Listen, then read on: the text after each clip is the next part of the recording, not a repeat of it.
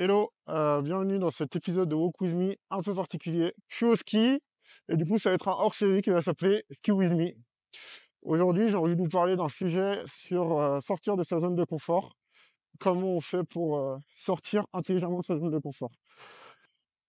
Avant tout ça, je me présente, je suis Alex de Better People. On accompagne les entreprises dans leur stratégie au quotidien, sur de la formation, du conseil en stratégie et de l'implémentation.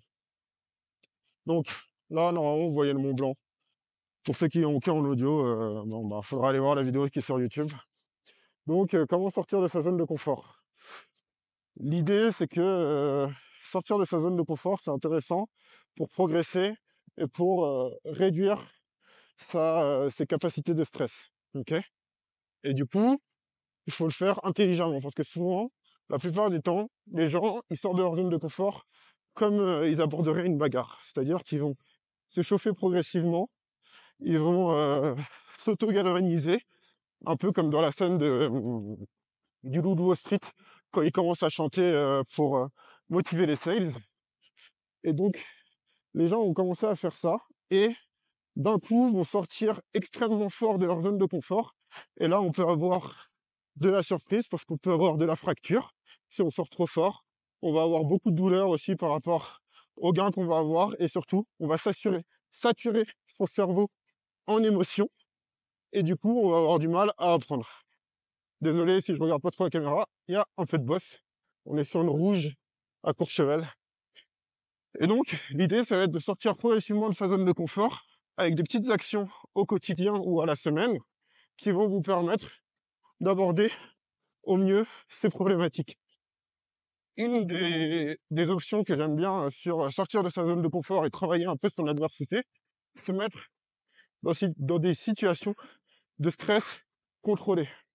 Donc vous pouvez par exemple faire un sport de combat, de l'acrobranche, des sports soi-disant extrêmes qui vont vous permettre d'aborder au mieux le stress dans un environnement qui est contrôlé. Vous n'allez pas forcément trop vous faire mal, mais surtout vous ne pourrez pas échapper au stress de par votre environnement. Quand vous faites un sparring de boxe, même si on n'appuie pas et qu'on tape pas fort, vous avez quand même quelqu'un qui veut vous taper en face, et donc vous êtes obligé de rester concentré. Donc ça, c'est un premier truc pour sortir de sa zone de confort. Après, d'un point de vue business, pour sortir de sa zone de confort, un des trucs qui est assez simple et intéressant à faire, ça va être d'apprendre de nouvelles choses. Se remettre dans la peau d'un débutant. Et en fait, si vous vous mettez dans la peau d'un débutant, vous allez déjà mieux comprendre et vous réhabituer à apprendre. Donc mieux comprendre votre processus d'apprentissage. Et ensuite, vous allez aussi sortir de votre zone de confort parce que vous allez sortir de votre expertise. Oups là, excusez-moi, il y a un skieur. Sortir de votre expertise. Et en sortant de votre expertise, vous allez pouvoir redevenir un débutant et donc sortir de votre zone de confort sans saturer votre cerveau. À chaque fois, il faut essayer de sortir de sa zone de confort sans saturer émotionnellement votre cerveau. Sinon, ça peut devenir trop compliqué et vous n'allez pas apprendre de ça. Voilà, c'est un peu ce que j'avais à vous dire sur cet épisode. Il est un peu plus court que les autres, mais je suis sur les pistes et du coup c'est pour ça que c'est un hors-série. Et en plus, je crois que j'ai un pote qui vient de se gaufrer. Voilà, à toutes. N'hésitez pas à vous abonner, mettre la cloche, mettre des commentaires, des likes, etc. Une petite vidéo. Donc là, on a les skis de Paul qui sont là, pour ceux qui sont encore sur la vidéo.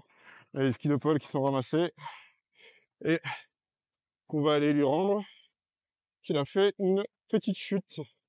Voilà, c'est tout pour cet épisode de Walk With Me. N'hésitez pas à vous abonner, mettre la cloche, mettre des commentaires, mettre des likes.